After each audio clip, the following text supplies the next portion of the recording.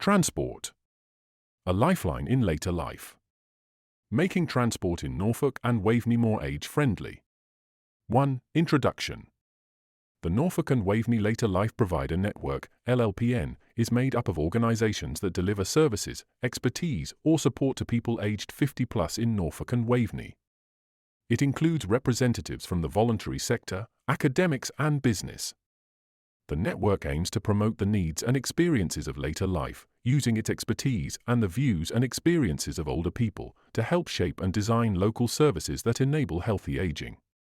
The Later Life Provider Network, LLPN, wants to help make Norfolk and Waveney more age-friendly and ensure that people locally get what they want and need in later life. With a growing, older population, this is paramount to our future. Transport in an age-friendly community. Transport can be a lifeline in later life. Access to employment or volunteering opportunities, healthcare services, shops and amenities, family and friends, plus social groups and leisure activities can impact on health, happiness, and well-being. A connected community with convenient transport options promotes better health outcomes, continued independence, and tackles loneliness and isolation that we know is harmful to our health. The LLPN is using the World Health Organization (WHO) age-friendly principles to ensure that places are inclusive and residents can thrive, supported by opportunities and services that enhance and protect their health and well-being. Creating an age-friendly community often focuses on 8 key pillars which help to make somewhere a great place to grow older. Accessible, affordable transport is one of these pillars. People's ability to move about in the community impacts on participation in and access to services. Every aspect of transport infrastructure, equipment, and service is integral to creating an age-friendly community.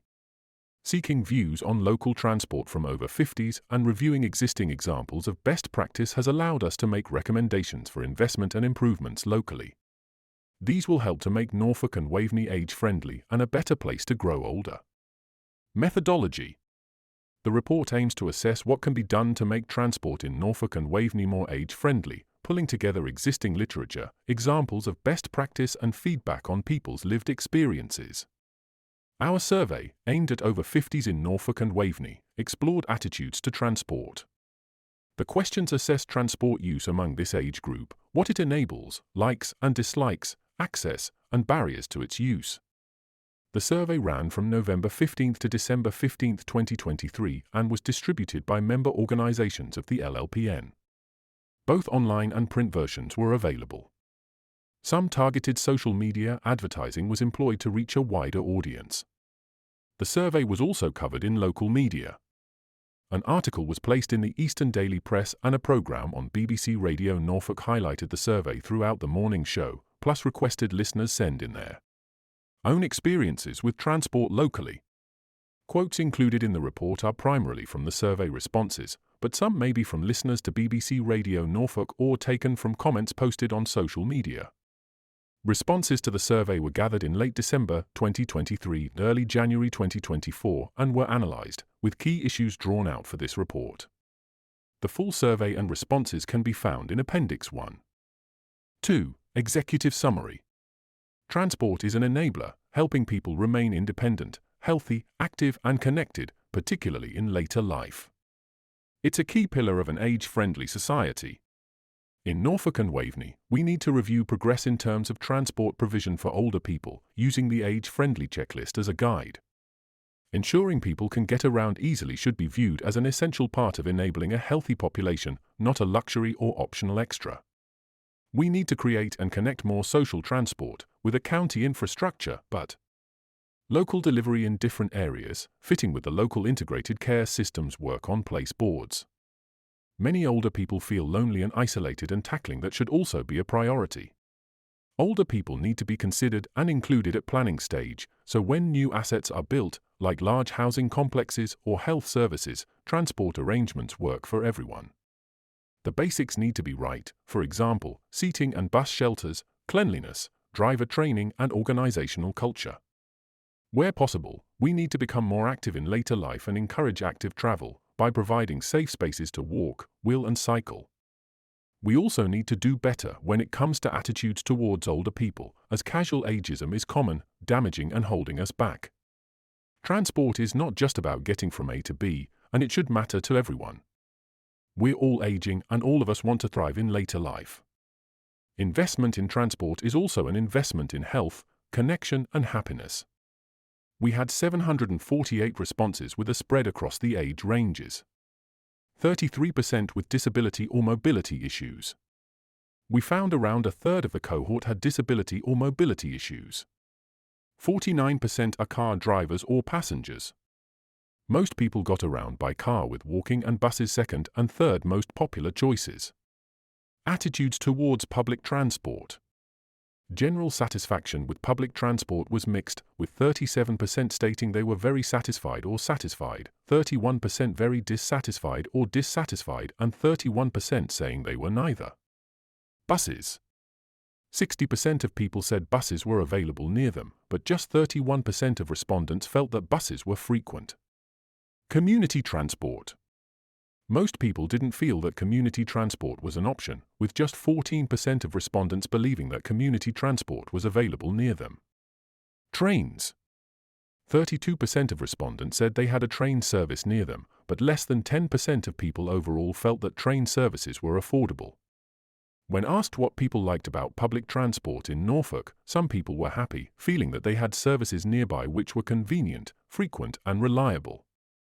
The benefits of free bus passes were mentioned, and people also recognized the environmental and social benefits of getting around by public transport. When asked what people disliked about public transport, some people were incredibly unhappy with local transport. Complaints centered around issues including a lack of connectivity, reliability problems, expense, accessibility challenges, and a lack of appropriate shelters, seating, and toilet facilities. Our recommendations are outlined here in brief. Tackle ageism. Try to stop conscious and unconscious ageism. Educate and address misconceptions and negative attitudes. Foster a community which respects, involves, and cares about older people. Increase involvement. Include over 50s in development of age-friendly transport strategies. Assess current strengths and weaknesses. Assess local strengths and weaknesses using the age-friendly checklist. Improve accessibility. Create and connect more social transport. Improve reliability and frequency of bus services and address connectivity gaps. Provide real-time updates for passengers. Review routes to ensure easy access to healthcare. Ensure inclusivity and age-friendly disability training for drivers and support staff. Ensure affordability and payment flexibility. Ensure that fares are affordable and the cheapest fares are accessible to older people. Protect cash as a payment method. Expand community transport. Identify areas with the poorest connectivity and invest in additional community transport services, both door-to-door and linking to a connection hub. Raise awareness of services and simplify access. Review barriers to licensing for volunteer drivers. Improve infrastructure. Consider the needs of older people and get things that matter to them right: sheltered bus stops with seating, improved lighting, and access to public toilets. Create the mobility hubs that are outlined in the Transforming Norwich program. Increase driving and blue badge support. Review eligibility for blue badges to take into account general mobility and frailty. Consider temporary status for those in recovery. Join up health information and consider automatically issuing blue badges for those in need. Encourage active travel. Promote walking, wheeling, and cycling to benefit the individual and the health service. Improve pavements and cycle lanes so people feel safe enough to leave their car at home. 3. Why is transport so important? Transport is much more than getting from A to B. It's an enabler which supports independence, health, and social connection. In their review of transport and mobility needs for an aging society from a policy perspective, 2021, Dong Lin and Jian Qiangqi came up with a framework of considerations when looking at transport for older people. The framework included independence, health, and social inclusion, as well as other considerations like safety, affordability, and accessibility. Independence. Over 70% of survey respondents said that transport was important for helping them remain independent. Access to services, amenities, healthcare, and leisure activities can have a massive impact on the quality of someone's later life, and independently accessing these is a priority for many. Impact of transport on the health service and health outcomes. There is little published evidence on transport barriers and health outcomes available in the UK. One report looking at missed maternity hospital appointments and transport in 2002, missed hospital appointments and transport. Professor K. Hamilton and M. Gowley, the King's Fund, suggested that approximately 20% of missed appointments were due to transport or transport-related factors. It's likely a significant proportion of standard outpatient appointments are also affected. Anecdotal evidence certainly suggests that unreliable public transport and difficulties parking affect attendance at healthcare appointments. Almost 60% of people in our survey felt that transport was important in terms of them accessing healthcare services. Delays, cancellations, or a lack of public transport create a barrier, particularly in more rural areas. This impacts not only the individual, but also the health service, wasting money, clinician time, and resources. Transport can also help to prevent people becoming unwell in the first place. Social prescribing connects people to activities, groups, and services in their community to meet the practical, social, and emotional needs that affect their health and well-being. Ensuring people can access groups that help them remain active and socially connected can greatly reduce pressure on health services as people stay healthier and happier in later life. Accessing healthcare services locally, alternatives to private cars and public transport. Health Watch Norfolk has a list of local services here which are aimed at helping people without other means of appropriate transport get to and from their health appointments. These include patient transport services, points. Patient transport services, known as points, are non-urgent, planned transportation of patients with a medical need for transport to and from a premises providing NHS healthcare and between NHS healthcare providers. Patient transport is available, but eligibility is limited to those where the medical condition of the patient is such that they require the skills or support of point staff on after the journey, and or where it would be detrimental to the patient's condition or recovery if they were to travel by other means. Where the patient's medical condition impacts on their mobility to such an extent that they would be unable to access healthcare, and or it would be detrimental to the patient's condition or recovery to travel by other means. Points eligibility has not been extended to those who have a social need for transport. Based on our survey responses, this is something we believe should be explored. Car schemes, these options are significantly cheaper than local taxi services. E.g., Travel Norfolk Car Scheme, previously called Transport Plus, a community travel service run by volunteers, which helps eligible adults get to vital health, social and well-being services. Available to adults who have specific health or social needs, but aren't eligible for free transport and who are unable to use or access regular public transport. In Section 7, recommendations are for on accessibility and are 6 on community transport. Explore how improvements could be made. Impact of transport on social connection and loneliness. Transport plays a vital role in tackling loneliness and isolation. The government's recent loneliness strategy recognizes that loneliness and isolation affects not just the health and well-being of individuals, but is currently one of the most pressing public health issues affecting England. The strategy also recognizes that access to public and local transport services plays a key role in tackling the problem. For Norfolk and Waveney. Existing strategies and charters. Those who are interested in further detail regarding existing strategies and charters will find some useful links below. Norfolk County Council Local Transport Plan. Norfolk County Council Transport for Norwich Strategy. Chapter 10 in the Executive Summary and Vision Report is entitled Meeting Local Needs and is most relevant to work on inclusive and accessible transport services that work for older people. Norfolk County Council Bus Service Improvement Plan. Bus Passenger Charter for Norfolk and Suffolk. The Bus Passenger Charter outlines pledges which have been signed up to by the County Council and bus companies. It states what you can expect at the bus stop, e.g. an up-to-date timetable, and a bus that arrives and departs as advertised. It also outlines what to expect during your journey, e.g. buses that are comfortable, clean, and accessible, with a wheelchair space. Great Yarmouth Transport Strategy Transforming Norwich. Transforming Norwich sets out a vision to invest in clean and shared transport, creating a healthy environment, increasing social mobility and boosting productivity through enhanced access to employment and learning. It aims to enhance clean and shared mobility by strategically investing in buses, cycling, and walking. This initiative focuses on 6 priority corridors alongside the city centre with the goal of outcompeting single-occupancy vehicles in terms of time, cost, and convenience. The program's key objectives include improving productivity, social mobility, and access to employment and education, as well as addressing environmental concerns like carbon emissions, air quality, and public health. To realize their vision, the team have developed 3 interconnected approaches, validated through an equality impact appraisal conducted with diverse community groups. Transforming the bus network, implementing targeted bus priority measures in the city centre and 6 major corridors to reduce journey times, enhance reliability, and encourage the adoption of low-emission buses with increased frequencies and improved services.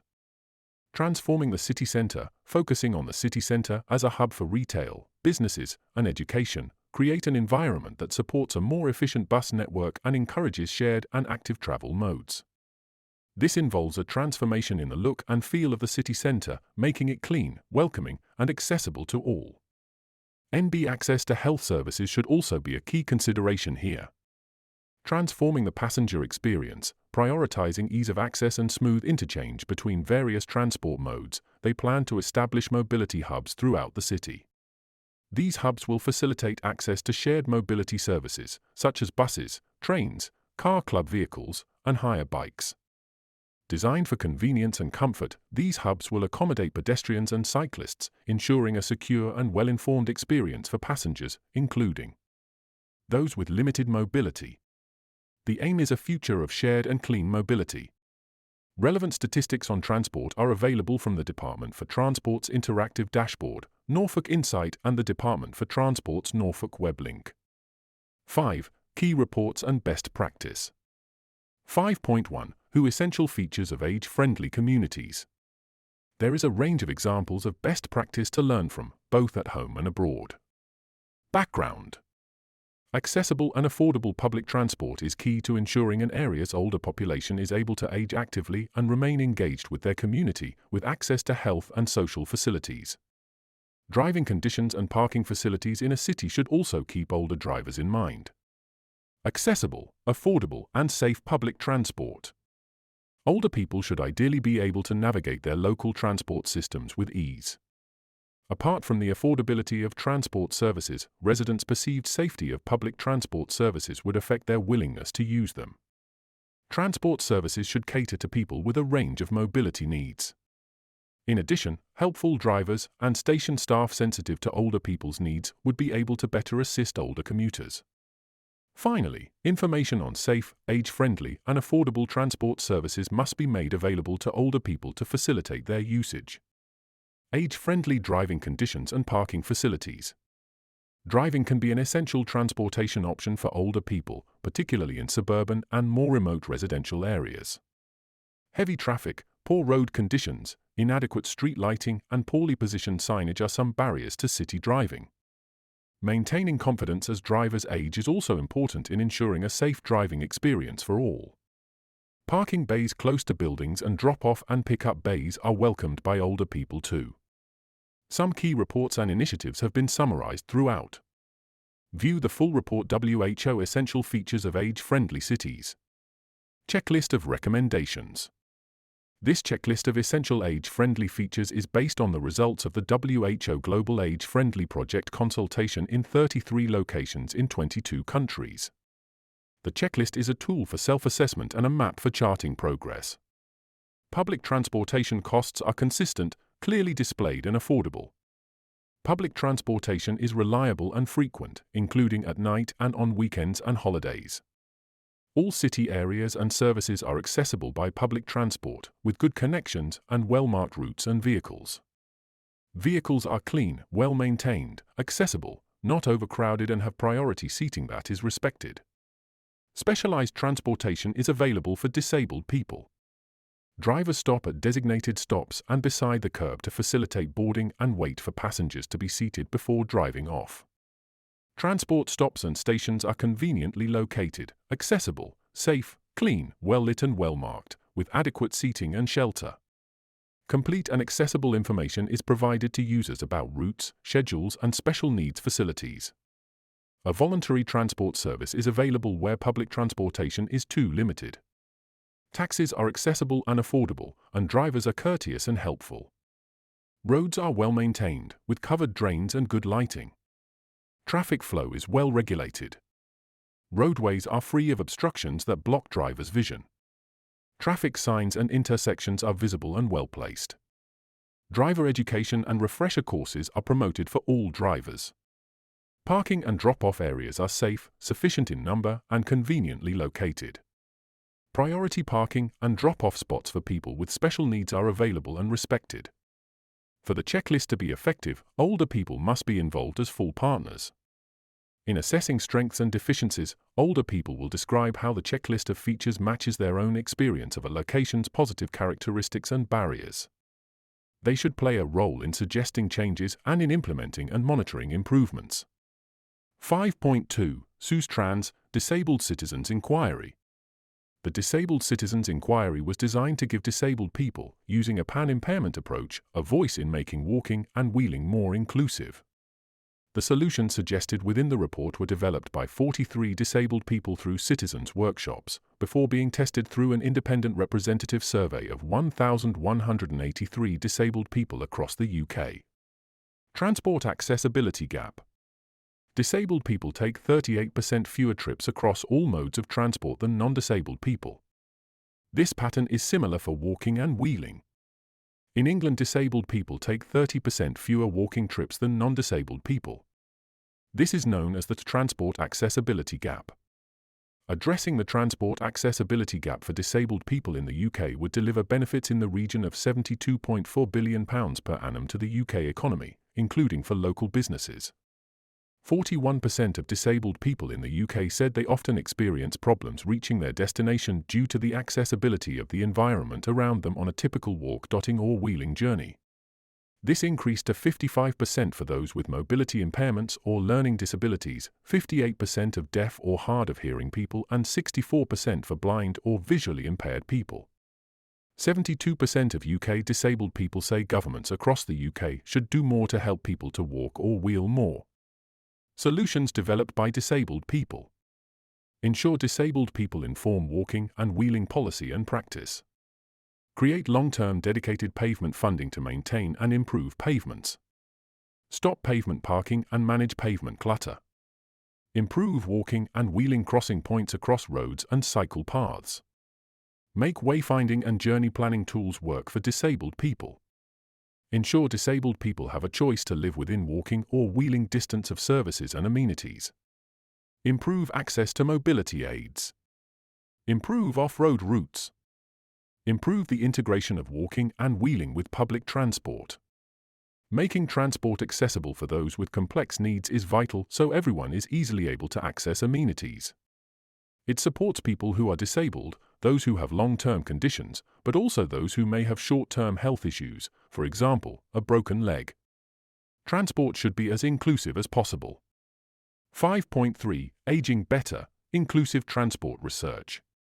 Aging Better, Inclusive Transport Approaches and Active Travel Research, independent evaluation for the National Lottery Community Fund. The Aging Better program aims. 5.5 Best Practice at Home. Cycling Without Age. Cycling Without Age is a non-profit global initiative. England and Wales has a growing number of local chapters run by volunteers. Volunteers take older people and those with mobility impairments out on trishaw cycle rides. Trishaws are three-wheel cycles with a passenger cab out front and are motor-assisted. Rides are comfortable, fun and free. They enable people to experience the city and nature close-up from the bicycle. It also helps them regain important social connections. Mobility hubs. Mobility hubs bring together shared transport with public transport and active travel in spaces designed to improve the public realm for all. The concept is widely applied in many European and North American cities and is increasingly spreading in the UK. The benefits of mobility hubs include smarter sustainable transport planning, reducing the dominance of the private car. Convenience offers the possibility of seamless switches and improved links between different layers of transport such as the core public transport network and shared services. Plugging gaps in the public transport network, they can perform a sustainable first or last mile connection to the nearest bus or railway services. In a cost-effective way, they can provide flexible 24-hour services as a sustainable, accessible alternative to private car ownership. Improving safety, they can offer a safer and more comfortable dwell time which will lead to improved access for more vulnerable users. Raising profile, they raise the profile and visibility of the range of shared and other sustainable travel modes, which provides a new status and appeal. Improving accessibility, they should provide space for adapted and inclusive modes of transport and be accessible themselves. Support densification of sites, they provide an impetus for change in reducing parking provision, creating high-density development and changing driving habits. Improving public realm, they allow space to be reorganized for the benefit of pedestrians, cyclists and business owners addressing parking problems. And creating more pleasant urban realm. Managing shared transport services, they help solve issues of street clutter from dockless free-floating micromobility services and provide a natural home for EV charging infrastructure. The Transforming Norwich strategy outlined above intends to introduce mobility hubs to Norwich with the aim of creating a more connected community. Badenoch and Strathspey Community Conscience won Community Transport Provider of the Year in 2023. The service provides bus routes which pass popular tourist attractions such as the Highland Wildlife Park and Strathspey Steam Railway, a car scheme, an assisted shopping service and a green health initiative which takes people to their own allotment or transports them to local organizations offering nature-based activities. The organization also has a befriending service and takes people to locations for group walks and other activities. 5.6 Best Practice Abroad. The Flexline, safe, accessible transportation for older adults, Hallstahammar Municipality, Sweden. The Flexline is part of the local public transportation system in the Hallstahammar Municipality, which is investing in offering public transport free of charge to all citizens. Through the Flexline, older adults can easily call and book round-trip transportation to the shops, to various activities through the community, the gym, and to see friends and acquaintances. Through the Flexline, the municipality's older citizens can easily participate in social activities and be an active part of society. The Flexline is operated with a smaller disability-adapted vehicle equipped with a ramp for wheelchairs and mobility-assistive devices. The Flexline picks up passengers at their front door and drives to any destination within Hallstahammar, Kolbach, Mtorp, Strasholm, Herskogen and Borgesund. The Hallstahammar municipality has for some time invested in a sustainable, smart, age-friendly local transportation system for older adults and continues to strive to make transportation as affordable and accessible, as well as safe and secure as possible. Free transportation for older adults, Zri Municipality, Slovenia. As part of the project Age-Friendly Zri Municipality, the area started implementing free transport for older adults, Prostifa, in May 2019, which is fully financed from the municipal budget.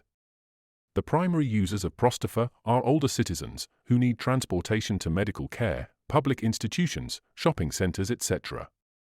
Prospective users simply call the communication center, named the Golden Network, which collects their information and requested destination and assigns a volunteer driver. The main aim of Prostifa is to increase the participation of older people in road transport and improve their mobility. It also improves road safety and increases the social inclusion of older people in general, and it is also increasing the affordability of transport. From May 2019 until the end of 2019, our 6 volunteers performed 62 trips for our citizens, who needed transportation mainly to the General Hospital Celje and other healthcare institutions in Vojnik, Ljubljana, and Slovenska Bistrica. Accessible transport, Porto, Portugal. The Porto Collective Transport Society, STCP, values a policy of integration for people with reduced mobility. The company reached the goal of having an accessible network composed of 100% of vehicles with lowered floors and 66% with ramps. All STCP buses also have audiovisual information, with destination warning, line number, and next stop. Illuminated signs and electronic displays are also integrated into the bus's operation. With this information system, any citizen, especially those with vision and hearing impairments, can easily orientate themselves and travel safely without concern. 6. What residents say. Our survey results. 6.1 Who responded? 748 people responded to our survey, which was distributed via member organizations of the Later Life Provider Network. Some respondents will have seen the survey on social media or heard it being mentioned in the media, as it was highlighted in the Eastern Daily Press and on BBC Radio Norfolk. The spread across older age ranges was good, with 179 under 60s, 225 aged 60 to 69, 212 aged 70 to 79, 108 aged 80 to 89, 24 were 90 plus. We wanted to capture how many people felt they had either a disability, an impairment that has a substantial and long-term a negative effect on your ability to do normal daily activities, Equality Act 2010, or some difficulties with movement and getting around. Those with registered disabilities are offered some legal protections, but some of the transport barriers faced in the community impact people with a wide range of mobility impairments. Around a third of the cohort reported having a disability or mobility issues. This may be a higher proportion than in the general population, because the survey was shared by charities, many of which work with vulnerable older people. 16% of people class themselves as carers, with someone over 50 relying on them for care or support. The majority of these provided more than 35 hours of care, meaning they may be eligible for support via the carer's allowance. 6.2 How do over 50s get around? The biggest proportion of survey respondents travel most often by car, 39% driving and 10% as a passenger. Around 23% were walking most often and 17% were using bus services, making public transport the third most popular option for our respondents. Approximately 3% used taxis as their main form of travel and 2% used community transport. 2% were also using a mobility scooter as their main form of transport. In terms of frequency of travel, 54% were traveling by car and 9% by bus daily, with 60% traveling by car and 27% by bus around once a week. Train use was uncommon, with 81% saying they rarely or never use trains, and the majority of the other train users going on the train around once a month. Buses and community transport both had a high number of respondents not using the services. 45% rarely or never used buses and 89% never used community transport. People chose to walk often, 63% daily and 18% around once a week. More than 1 in 10 rarely or never walked, however, suggesting low physical activity among this group.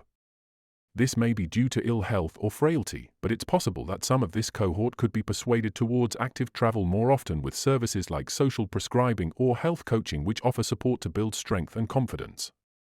Cars. 49% of survey respondents drive or are a passenger in a car most often. Buses. 17% of people in the survey were using bus services most often. Community transport. 89% of the survey respondents never used community transport. Trains. 81% of the survey respondents said they rarely or never use trains. General satisfaction with experiences of public transport. Satisfaction with public transport was mixed, with 37% stating they were very satisfied or satisfied, 31% very dissatisfied or dissatisfied, and 31% saying they were neither. 6.3 How do people feel about public transport? Buses. 61% of people said buses were available near them, but just 31% of respondents felt that buses were frequent. On the basics of cleanliness, safety, and being disability-friendly, responses suggested room for improvement. Just a quarter felt buses were clean, 35% said they were safe, and just 16% felt they were disability-friendly. The majority of people felt that buses were too expensive, with only 42% citing bus travel as affordable. Statistics suggest that bus use has gone down in Norfolk over the last decade. In 2013, 28.6 million passenger journeys took place, compared to 21.9 a decade later. Community transport. Most people didn't feel that community transport was an option, with just 14% of respondents believing that community transport was available near them. 6% felt it was frequent and 10% thought it was reliable. Only 15% felt community transport was disability-friendly. Trains. 32% of respondents said they had a train service near them, but less than 10% of people overall felt that train services were affordable. Just over 1 in 5 felt that services were frequent and 18% felt they were reliable. Non-users of public transport. One of the survey questions was aimed at those who don't use public transport, asking them why not. Reasons were varied, but included the availability and accessibility of stops, mobility impairments, poor service reliability, safety concerns, and personal preferences for using a car or other private transport.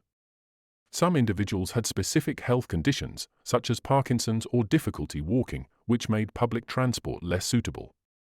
Others cited the lack of nearby stops, infrequent schedules, and the overall inconvenience as reasons for relying on personal vehicles. Some mentioned the high cost, unreliability, and limited coverage of public transport services in their areas.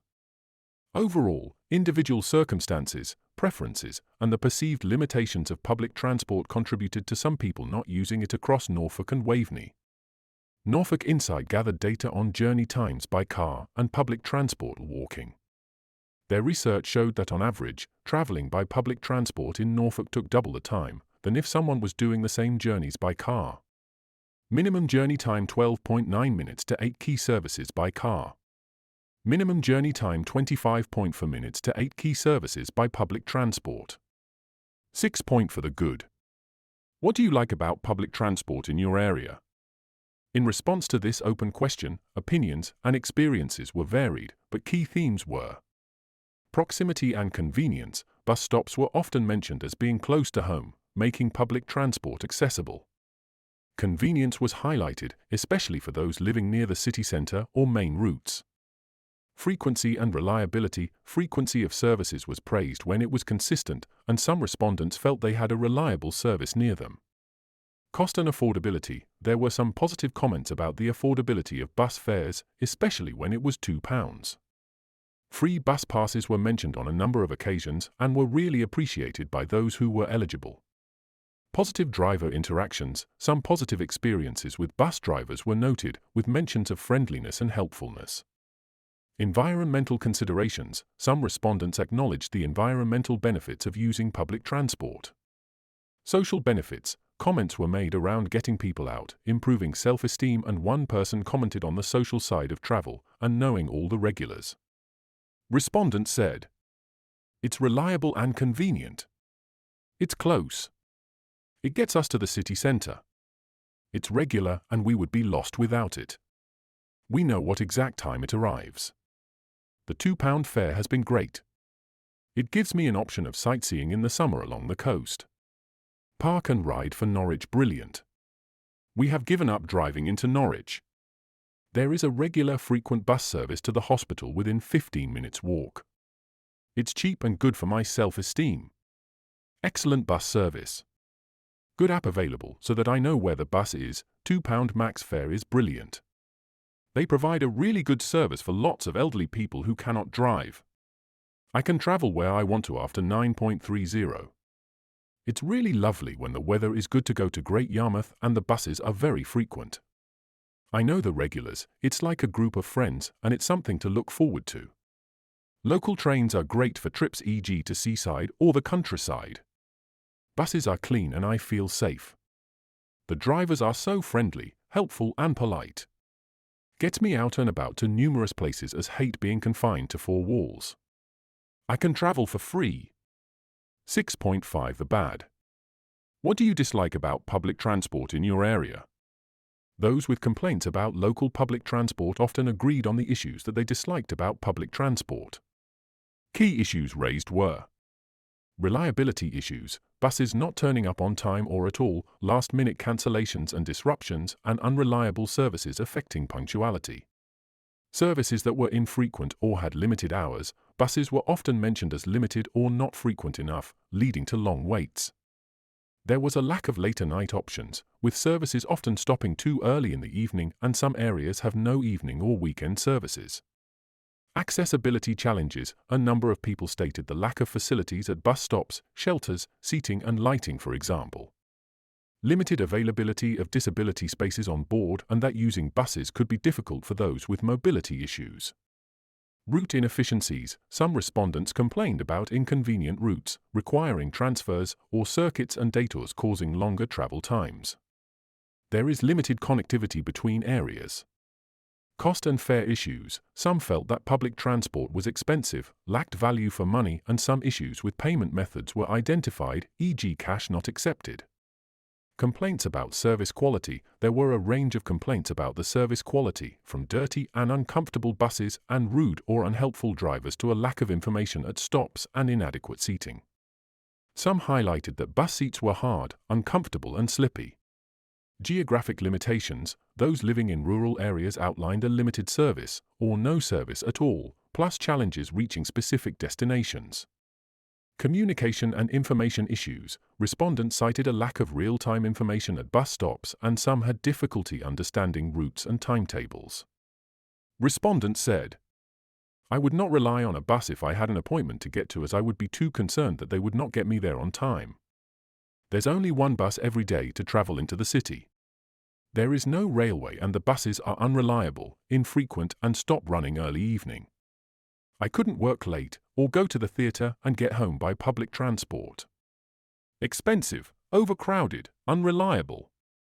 Lack of real-time info at bus stops on where buses actually are and when they will arrive. The routes from my stop seldom seem to meet my needs. Having to go a short distance to get to a terminus to wait for another bus to complete my journey can be very frustrating and time-consuming. There is a crazy rule in Norwich, which is you cannot use your bus card until after 9:30 a.m., which is crazy. Not reliable often does not turn up, leaving passengers waiting long times in bad weather for next bus, often without a seat or shelter. There is no shelter at the bus stops on Thorpe Road for rail users, and no shelter at a very poor taxi service at the rail station. In winter it is really cold on the bus. I would like a direct bus to a hospital. Taxis, long waits, expensive, don't cover all areas. Nightmare during the school run, you can never get one when you need one. It's not easy for people just to get on a bus and go somewhere else to get a prescription. Living in rural Norfolk, no buses on Sundays or bank holidays, no late-night buses, most rural bus stops don't have seating or shelters. Need I continue? Trains lose too often out of order, and too few on new trains. Trains are too expensive. 6.6 The ugly. Some people weren't just unhappy with local transport. Some comments suggested frustration, anger, and dismay. Respondent said, "Public transport in North Norfolk is not fit for purpose. There isn't an adequate bus service to Norwich or the nearest train station. I am totally isolated and cut off. The buses are cold and damp in cold weather, and noisy and smelly. Buses are filthy. It's a joke. Going to work on a bus, they mostly turn up late or don't turn up. I had this myself and gave my job up over it. The problem is that there are very few disability spaces, and they're always filled by parents with prams who are absolutely vicious if you ask them politely to fold the pram up. Drivers never tell them to. You also get young non-disabled people who have put themselves in disabled seats and are unpleasant if asked politely whether or not they need the disabled seat. It's far less stressful just to stay at home. Unsanitary, unreliable, uncomfortable, and run in what seems to be an amateurish manner. I am severely sight-impaired, blind, and most of the drivers are so unhelpful it is unbelievable. I think that the chaotic bus service across our rural areas is a blight on the lives of many people." 6.7 Access to healthcare, amenities, and people. The survey covered ease of access to different parts of the community, asking whether people were able to easily reach key locations by bus. This question covered amenities like banks and shops, healthcare settings like the local hospital, dentist or GP, and locally based family and friends. Just 21% of respondents felt that it was easy or very easy to reach their local GP by bus, with many unsure, and 30% stating it was difficult or very difficult. Hospital access appeared to be even more challenging, with 43% stating it was difficult or very difficult to access on the bus. Almost 3 in 10 people said it was difficult or very difficult to reach their bank or building society by bus. While online or telephone banking is becoming increasingly popular, many in older age groups still prefer to bank in person, so access to branches remains important. Many high street banks are closing, however, forcing people to travel further to reach their nearest branch. In terms of socializing, almost 4 in 10 felt it was difficult or very difficult to reach locally based family or friends on the bus. We also asked people about bus services enabling them to reach venues like pubs, restaurants, the cinema, and leisure centre. Just 15% said that services to these places were regular and available when they were needed. Almost a third of people said that they could use the bus for this purpose, but expressed that the service was limited regarding times or locations, so they had to fit around it. 1 in 5 said they couldn't use buses to socialize, either because the route wasn't convenient or because they felt that buses don't accommodate their disability or health needs. As outlined above, public transport can be a key enabler for social interaction, but a lack of service locally can lead to people feeling housebound and isolated. Respondents said, "We need better frequency of service and extending it to evenings so can go to theaters, concerts, meals out without needing to drive or use taxis." 6.8 Community transport. Community transport can be invaluable, offering flexible and accessible community-led solutions in response to unmet local transport needs. It may represent the only means of transport for many vulnerable and isolated people, often older people or those with disabilities.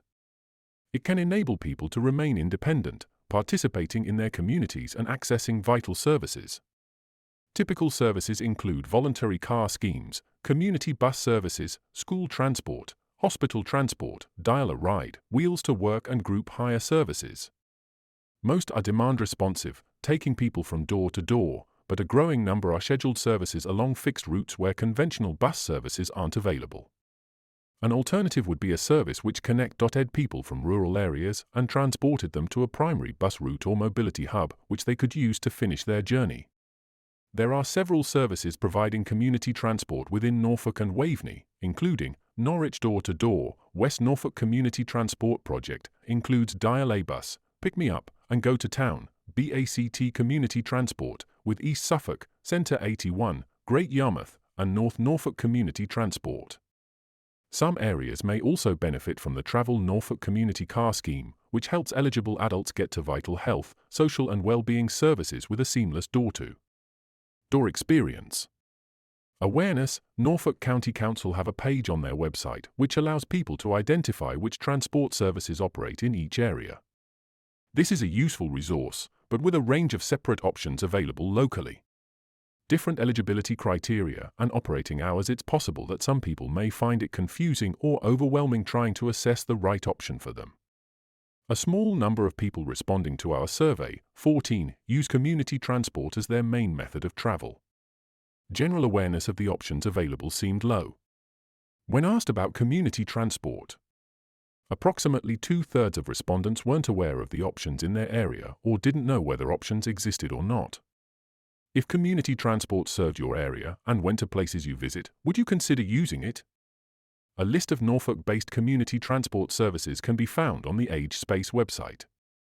Positively, many people were open to using community transport if it served their area and went to places they visit.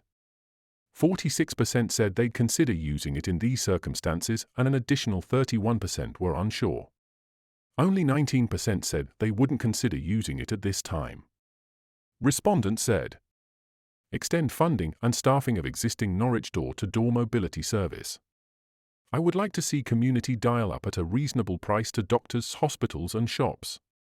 A reliable dial-a-ride service would be excellent. We need more community transport for those that need personal attention and low mobility. Taxis are too expensive. Our recommendations on community transport are outlined in Section 7.6. Barriers to travel. Real-life stories, community transport, challenges with minibus provision. Cost. Running a minibus is expensive. The vehicle itself, fuel, tax, servicing and repairs mean financial outlay can be high. People are only able to drive a minibus on an existing car license as long as there is no payment from or on behalf of the passengers. Those intending to cover only running costs need to seek a minibus permit, but those who want to make any kind of profit, to pay drivers for example, need to apply for a D1 license which can be time-consuming and expensive. Volunteers. Finding volunteer drivers can be challenging, and volunteer drivers with a D1 license, even more so. Repham Rovers recently advertised that they are urgently in need of volunteer drivers with D1 on their license. Many community transport options also need an additional passenger assistance volunteer to ensure passengers are safe and comfortable. There are also specialist transport assistants from organizations such as Age UK for people who need additional peer support. Organisation. Special permits issued by the Traffic Commissioner are required before services can commence. Handling inquiries, planning routes and ensuring a smooth and seamless service can be complex and time-consuming, particularly when transporting people to and from healthcare venues where appointment times can be significantly delayed. 6.9 Bus passes, rail cards, and blue badge permits. The subject of age or disability-related bus passes or rail cards got a very positive response, with a number of people citing free or discounted travel as a benefit they really appreciated. A few people felt the benefit of free bus travel should begin at the age of 60 or earlier if caring for someone, rather than being in line with pensionable age, and others wished they could use their passes before 9:30 a.m. It's worth noting here that when bus time tables are changed, consideration should be given to the impact it has on older people. If the timing is changed from after 9:30 a.m. to before, people may not be able to afford to travel, potentially affecting things like regular medical appointments or social engagements. Uptake of bus passes and rail cards was good among our respondents, with 73% of those eligible having either a bus pass, a rail card, or both. However, more than 1 in 10 people didn't know about them and 4% were aware of the passes cards but didn't know how to get them. It's likely that some who believed they weren't eligible may have been, so there's potential for some awareness raising in this area to be helpful locally. Respondent said, "I'm really excited to use my bus pass, which I will receive in January. I rarely get to use public transport at the moment, but am looking forward to it. I think bus passes should be available at 60. The very best thing is my bus pass, really wonderful. Blue badge permits enable people with disabilities or health conditions to park closer to their destination. More than 1 in 10 respondents with a blue badge didn't feel there was enough parking for them, and the qualitative section of the survey also saw some comments about the need to increase the number of parking spaces available to blue badge holders. In terms of securing a blue badge permit, 28% of people surveyed felt it was too difficult. Comments included the people who really need blue badges have to jump through hoops, and the blue badge system, like the benefit system, is inflexible and cold. Blue badges currently need to be renewed every 3 years. People are encouraged to apply or reapply online, although paper copies are available at libraries. Librarians can't help people fill in the forms, but locally, Norfolk Community Advice Network can offer this support. Currently, challenges with securing appointments for health practitioners or attendance of them can limit the evidence needed to obtain a blue badge. Respondent said, "My blue badge application has been turned down, although I can only walk about 180 meters and need to stop for times to get my breath back, as well as experiencing pain." Recommendations on these issues are in Section 7, R8. 6.10 Paying for travel's parking. Some survey respondents listed the cost of travel as a barrier. The cost of living crisis is hitting many older people hard, and travel may be viewed as a luxury that some now cannot afford. This increases loneliness and isolation as some can't afford to visit family and friends. Barriers to travel. Real-life stories, ticket machines at train stations charging twice the online price. A recent investigation by Consumer Group which 6.12 Barriers to travel. We asked respondents if they would like to get out and about more, what prevents them from doing so. Some key themes emerged. Health and mobility. Frailty, poor mobility, and ill health or long-term health conditions were regularly mentioned as major barriers to getting out and about. I have knee problems and arthritis. Health, whilst on a long NHS waiting list for replacement surgery. I have poor mobility. Transport issues. Many felt that a lack of public transport held them back, or if there was public transport, many cited it was unreliable or slow. Rural areas were mentioned as having limited services, and some people had no access to a car. Local transport doesn't connect, and then it takes all day to get to my destination before doing it all again to get home. There is no bus. After COVID it stopped. I can't get there. Safety concerns. People had a range of safety concerns, for example road safety, a fear of falling, dangerous roads, lack of footpaths and uneven or unsafe surfaces. I'm scared of falling, I don't feel safe. Outside my house, dreadful surface of the road, which is very painful to use when using electric wheelchair, awful. I don't feel safe, especially after dark.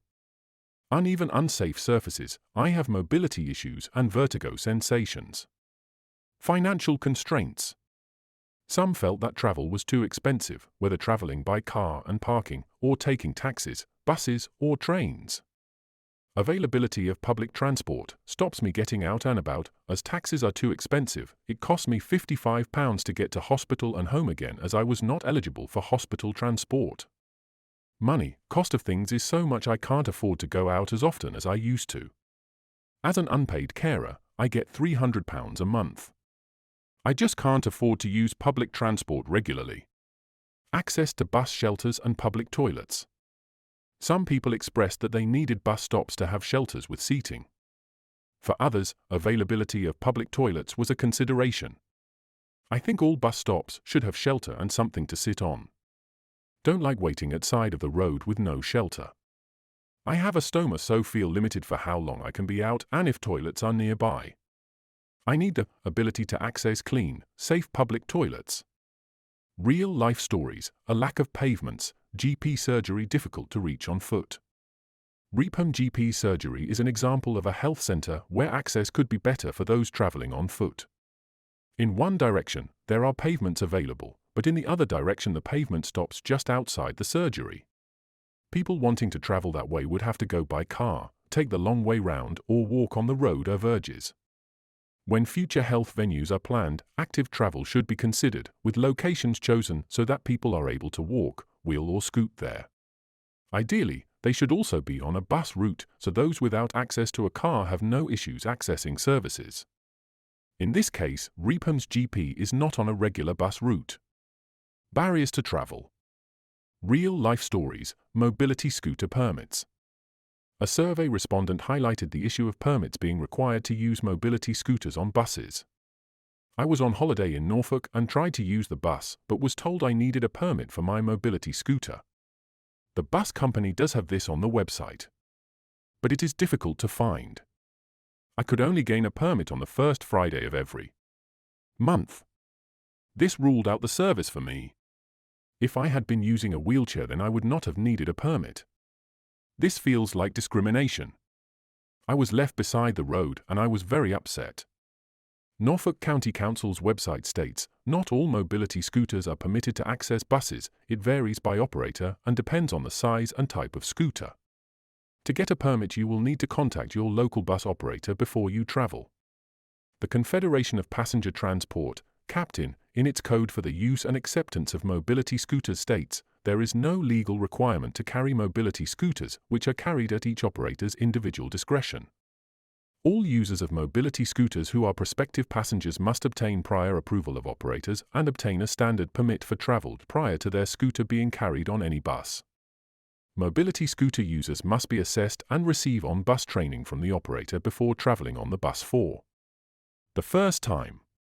The user must be trained by the operator in maneuvering up and down the ramp and within the vehicle.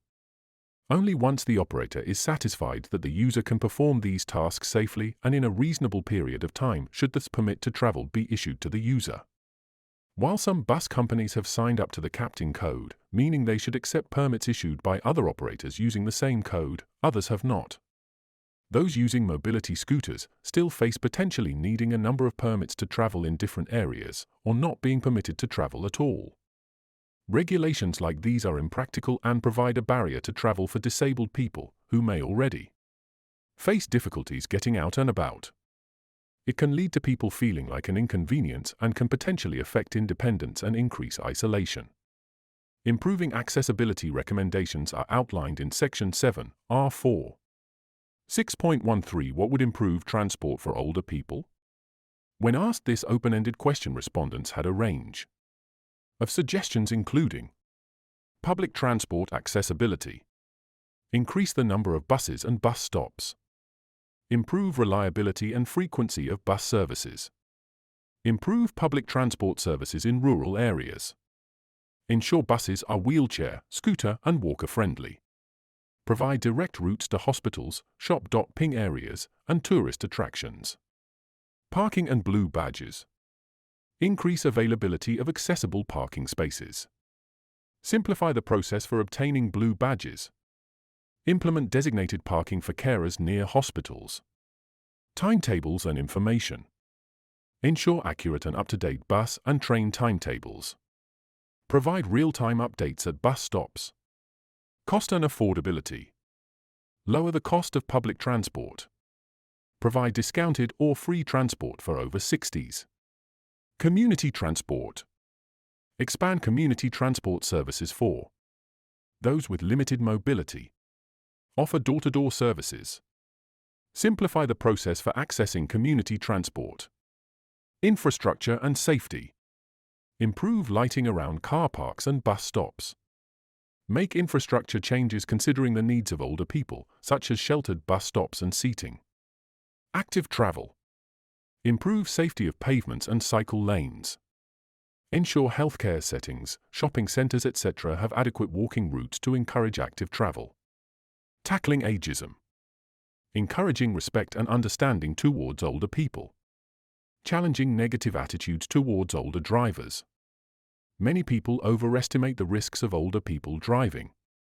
A recent survey by Forbes Advisor found that over half of respondents thought every driver should have to surrender his or her license, regardless of their health and fitness, when they reach advanced age. What would improve transport for older people? Respondents said, buses should be more frequent and on time. Increase number of bus stops so they don't have to walk too far. Help them on and off the bus. Having a seat at every bus stop. Considering accessibility when traffic schemes are planned, for example the pedestrianisation of the centre of Norwich and the changes to crossings at the road junction at the bottom of St. Stephen's.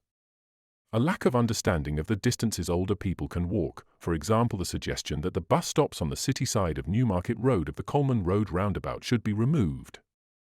Fortunately this was stopped. Regular reliable bus service. Better marked bus stops and more bus shelters. I would like to see community dial-up at a reasonable price to doctors, hospitals and shops. More direct and reliable services for people in rural villages. A rethink of bus routes. No point in an hourly service if it doesn't go to the places people need to go to. Every bus from Rackheath to Norwich takes the same route via Thorpe. Why can't some go via Salhouse Road or Wroxham Road? It needs more reliable services, more connectivity. Trying to get to my nearest bus stop involves a 25-minute walk along a busy, unpaved road that isn't lit. It isn't safe in terms of traffic or surface unevenness. And the buses are infrequent. Easy to access information. Greater awareness. No train strikes. Safer bus drivers. Access to toilets. Somewhere comfortable to wait. Bus pass at age 60. Visible staff at stations. Easier to navigate within stations, more humans at stations to assist answer questions, better accessibility, easier to find out about accessibility at each location. More space for wheelchairs and prams. Better connected services to hospital and to train station. Scrap this stupid rule in Norwich about not being able to use your bus card until after 9:30 a.m. Blue badges, more toilets, cheaper parking fees. 7. Key recommendations. R1. Tackle ageism. Educate around issues that make life difficult for older, disabled people. E.g. parking on the pavement. Tackle negative attitudes towards older people and disabled people on public transport and in society generally, with drivers and staff acting as advocates. Address ageist views on older people driving, tackling the narrative that older people are always unsafe on the road. Foster a community that respects and cares about older people. R2. Increase involvement. Include over 50s in development of age-friendly transport strategies, policy and implementation. Ensure there are a range of ways for older people to get involved and share their own experiences of transport locally. Set up a reporting system so people are able to report hazards and things they think aren't age-friendly. R3. Assess current strengths and weaknesses. Assess local strengths and weaknesses using the age-friendly checklist. Transport for Norfolk, Norfolk County Council and relevant district, borough and city councils to work with the LLPN on assessing their strengths and weaknesses using the age-friendly self-assessment checklist. Ensuring adequate data of transport to, from health and care centres with reporting of missed appointments. R4. Improve accessibility. Improve reliability and frequency of bus services. The Transforming Norwich program outlines plans for doing this in the city, and efforts should be made county-wide. Invest in additional services for areas with poor connectivity. Ensure buses are wheelchair, scooter and walker-friendly, including training drivers to advocate for disabled passengers trying to secure space on the bus, remove barriers for scooter users, reviewing the need for permits and at least ensuring that one permit can be used across all bus networks. Provide age, dementia and disability-friendly training for all drivers and support staff in the Norfolk and Waveney transport system. Review routes to ensure easy access to healthcare. GP surgeries and hospitals should be well connected across the county. Encourage greater promotion of transport options through appointment dialogue, etc. Provide real-time updates at bus stops and improve their accuracy and reliability. R5. Ensure affordability and payment flexibility.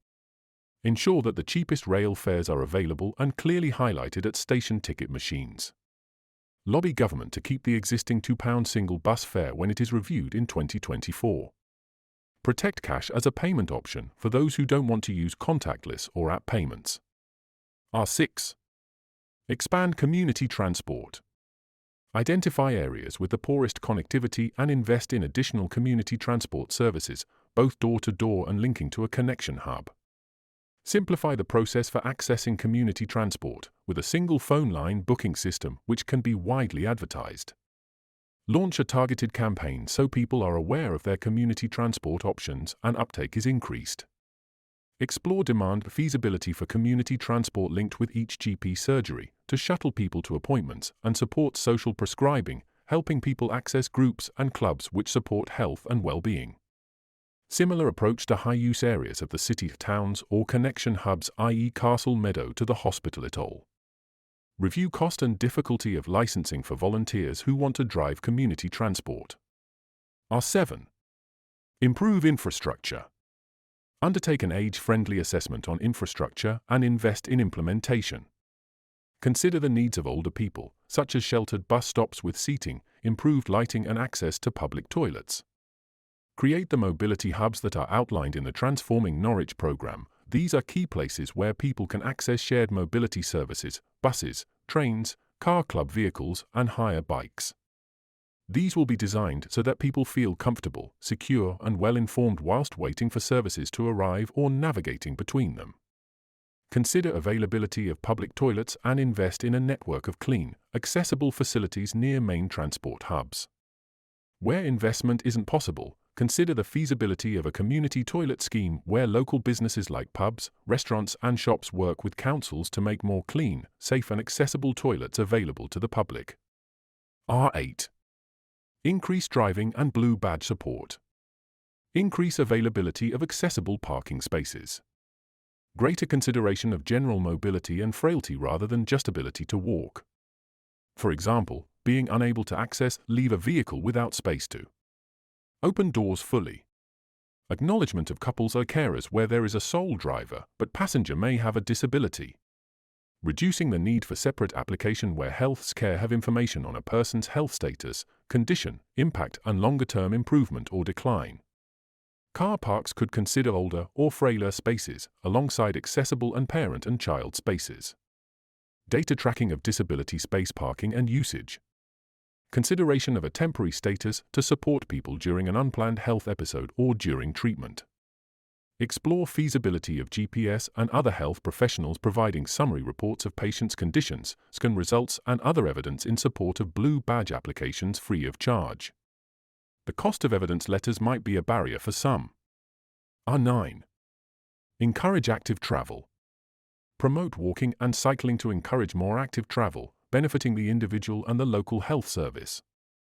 Improve safety of cycle lanes to build confidence in cycling as a form of transport. Review pavements and work on improving pavement surfaces around transport hubs, health services, and shopping areas as a priority. Ensure healthcare settings, shopping centres, etc. have adequate walking routes to encourage active travel. Local government should work with organisations like Active Norfolk and Sport England on encouraging activity in later life. Maximise the use of e-bikes. Fulfilling these recommendations will need support and action from councils, organisations, and providers county-wide. The LLPN is keen to engage with those working on transport issues locally to help them review and implement these recommendations. There should also be engagement with and input from the Norfolk and Waveney Integrated Care System, the Health and Wellbeing Partnerships, local public transport providers, infrastructure planners, and private development companies. As outlined above, involvement of over 50s in age-friendly transport strategies, policy, and implementation is absolutely vital. Their experience should inform and underpin all our work to improve later life. 8. Thanks to many organisations and individuals were involved in producing this report and distributing the survey. Thank you to everyone who got involved, including all member organisations of the LLPN. Particular thanks to Age UK Norwich for developing the survey, writing and producing the report. Age Space for developing and creating the survey. Norfolk Older People Strategic Partnership for survey input. Norwich Door to Door and Equal Lives for reviewing the report. Age Without Limits for use of images from their Age Positive Image Library. The following organisations for hosting survey collection boxes: Norwich City Council, Corton House, Age Concern North Norfolk, Age UK Norwich, Here for Norfolk and Citizens Advice East Suffolk. We appreciate the support. If you are interested in finding out more about the LLPN, you can contact the place lead for your area. Breckland, Equal Lives, Ben Reed, ben.reed@equallives.org.uk. Great Yarmouth, Here for Norfolk, Aliona Derrett, aliona.duett@herefornorfolk.org.uk. North Norfolk, Age UK Norfolk, and Donkin @ageuknorfolk.org.uk. Norwich, Age UK Norwich, Dan Skipper, dan.skipper@ageuknorwich.org.uk. South Norfolk Broadland, Royal British Legion, Paul Smith, norfolk.chairman@rbl.community. Waveney, Citizens Advice East Suffolk, Kiara Saunders, csaunders@kais.org.uk. West Norfolk and Kings Lynn, Vision Norfolk, Andrew Mortar, andrew.mortar@visionofolk.org.uk.